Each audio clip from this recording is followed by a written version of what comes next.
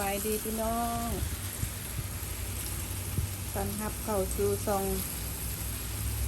ทำลาย USA เด้อบัดติพี่น้องหมู่เพื่อนทุกทีทุกหนทุกแหงตลาดกำลังรดสวนพักตอนยามแรงๆปลูกผักบุ้งกับ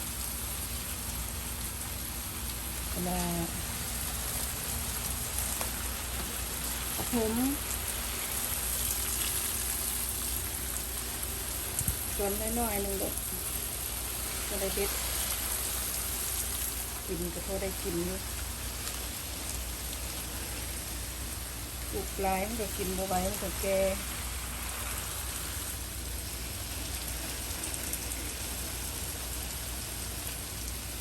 ผักบุ้งนี่มักน้ำเลยเราก็ต้องหดให้มันหลายๆใส่น้ำหลายๆเป็นมักน้ำ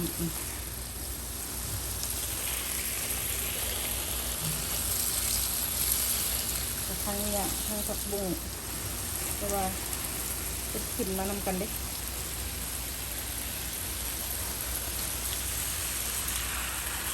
รดน้ำใส่เรื่อง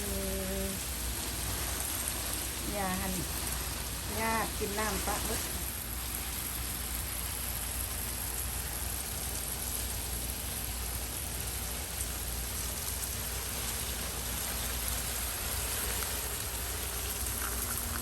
ต้นผักบุ้งกันใหญ่อยู่ก็ได้กินเยอะที่เจอะไรดิเป็นใหญ่สุดเลย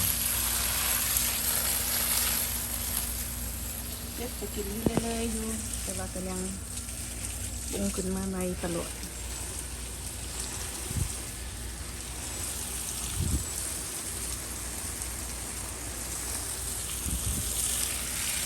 เป็นมักน้ำบุ้งต้องใช้น้ำเป็นหลาย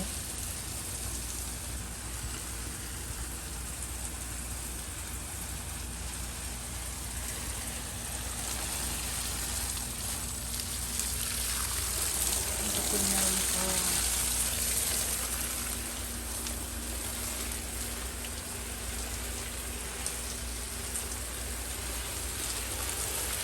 เล็กน้ำปงเล็กน้ำปงเกิน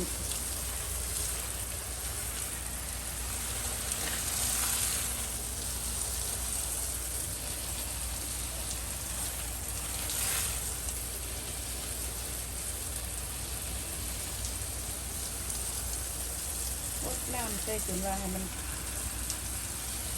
ชุ่มให้มันชุ่มชื้นขึ้นเราอยู่อเมริกามันอากาศร้อนเลย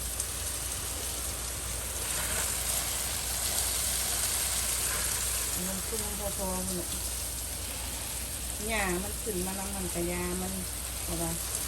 คือหักกระลุกออกเพื่อคือลงกันนั่นแหละพอมันร้อนแล้วมันจะอาศัยด้วยกันเนี่ยพวกมันงานพักส่วนครัวอันนี้ทำให้กินใส่อย่างละมาติดใส่ขวดไปนะใส่ขวดไป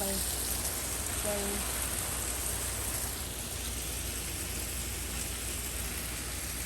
อุ่นลวกกับหั่นกับเนยไปก็ได้มันจะใกล้กับที่ตลาดนี่ก็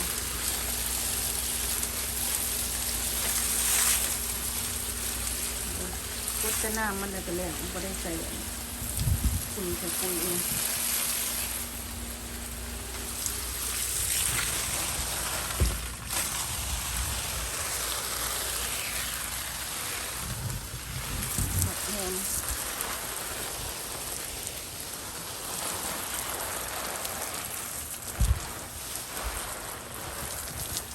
นี่จ้ะต้นอันนั้นมาต้น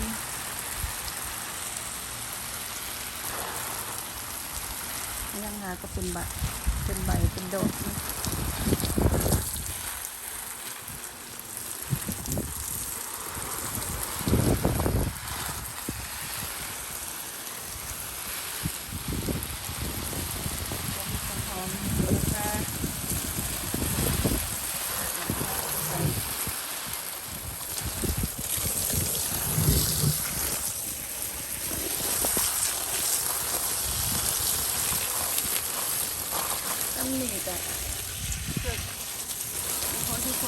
ทำนี่ก็ได้วัดแต่น้ำก็ได้เป็นปีแล้ววัดแต่น้ำก็แล้วหอมบางอย่างก็ปนเปกันไปเนี่ยน้ำตัวนี้เป็นน้ำ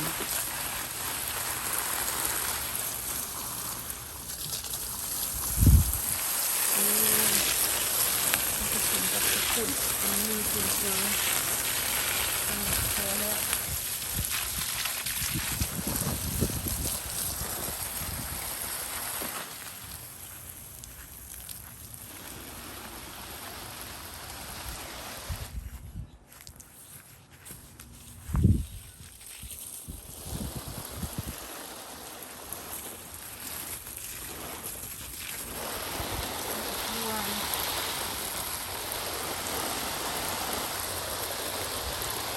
ส่วนครัวกระจายหลัก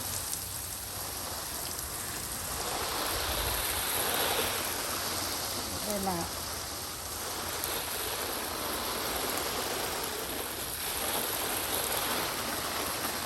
ยากระลุกออกเอาไว้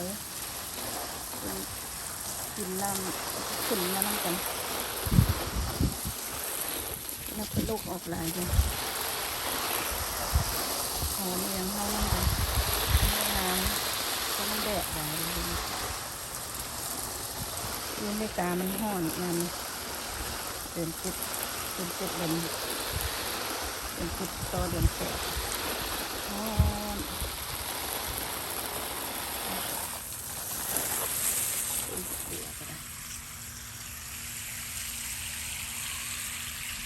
ง่ายอยู่ไปกินไปเลยไปกินเด็ดเอาใบไปกินว่าได้ใช้ปุ๋ยยังปลูกสวนครัวไปค่ะกินเด็ดปีไปกินงานไปกินดูแต่เด็ดที่กันนะโคตรน้ำก็จะไหลมันซึมไปหมดเพราะว่าลูกกาเนี่ยมันห่อนเลยมันห่อนแล้วมันจะ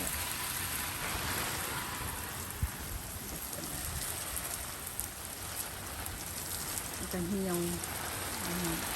ต้นครัวแต่ละปีหันปลูกร้าย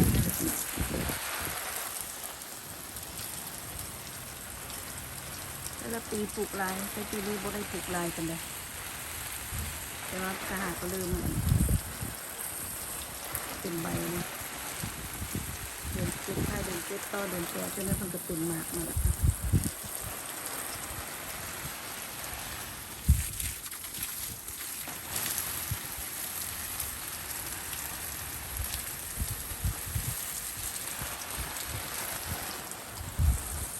ให้แอดพี่น้องไกลๆบนบ้านบนมันแรงมาไปหลายยังเห็ดสวนครัวว่าไงสวนครัวมีต้นนึ่งมะเขือต้นมะครัวแล้วก็ต้นมะเตะผักที่อเมริกาใหญ่ใบมันงามเอาไปเช็ดตัดใบมันออกพอมันห่มหมักมัน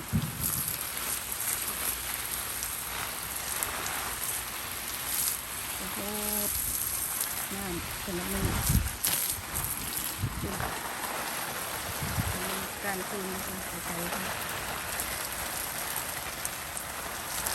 การคืนไว้กับปันหึงเวลาจะเป็นใหญ่กันมาบางคนมีหมักอกหมักแกงส้มเอาไปใส่แล้วแต่ผู้ที่ให้กระเทศกินเนาะมีกับหมักน้ำต้นหมักน้ำดังเป็นกำลังเป็นหมากแรงมาเศร้ามาก็ต้องได้หดเพิ่น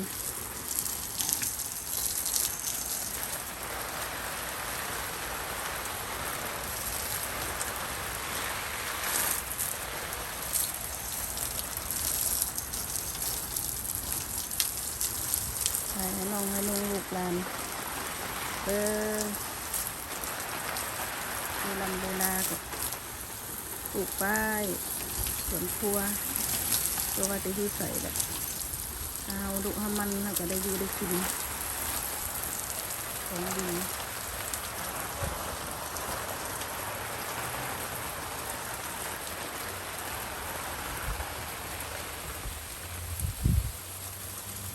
ของที่มันดีต่อสุขภาพ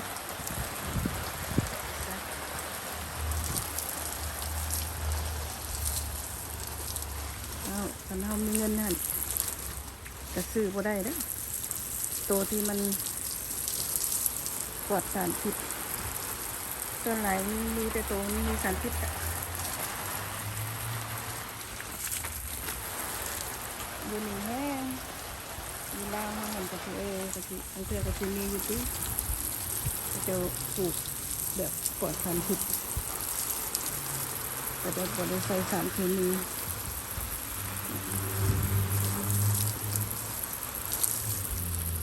ปลูกใบน้ำเฮือนจังสิเขาจะกินเขาก็แล่นออกมาตัดเอาลูกหนึ่งปูใส่ปลาแกงจืดต้มหนึ่งกินกับเกาะกับคนไป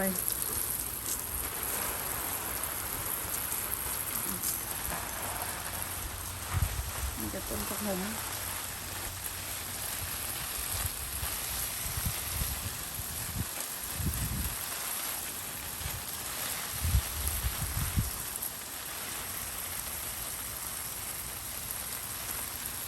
ต้มกับหอมแห้งเด็ดมันจะแห้งคงขึ้น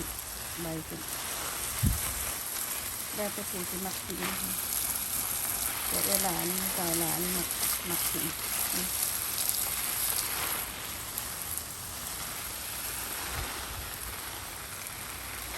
เป็นอึคือกันอึอเมริกาเป็นหนักในตลาดมันเดินกินออกไปเลยนี่ทางในจะไหนก็ได้กินอีกแล้ว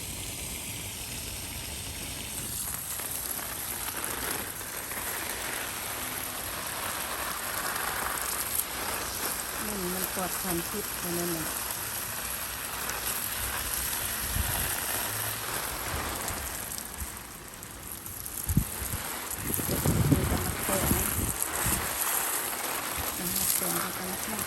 เป็นเรื่องในที่มาแต่งใน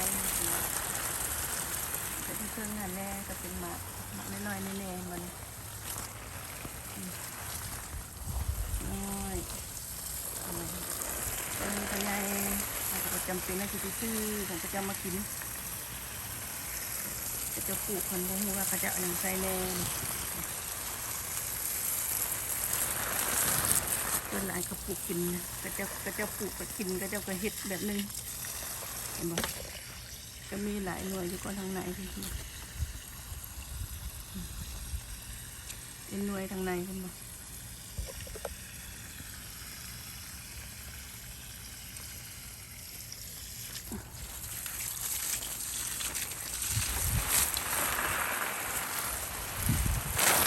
มันห่อนหลายกับบุงามหลายดอกมันแตงเขาบได้ใส่กินใส่ของเพิ่มนี่เลยกินเด็ดดำจะได้มีเวลาด้วยเพื่อนหาเห็ดหาปลูกนั่นปลูกนี่กินก็ดี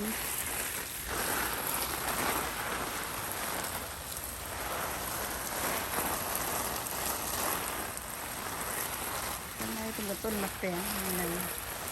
เป็นเครืออยู่จริงมะแตงเป็นเครืออยู่ลุมก้อนเป็นเครืออยู่ลุมเป็นมาดูทูนั่นงามเพราะว่าเป็นเหมือนมันห่อนงามนี่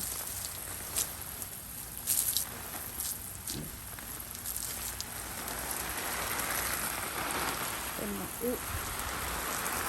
จะปลูกไว้ลาให้หน่อยลาไป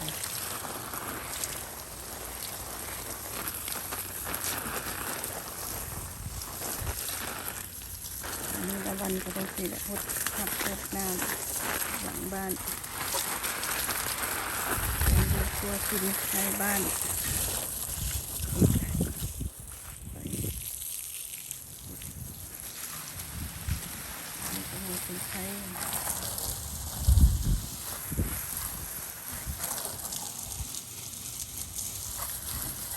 ไข่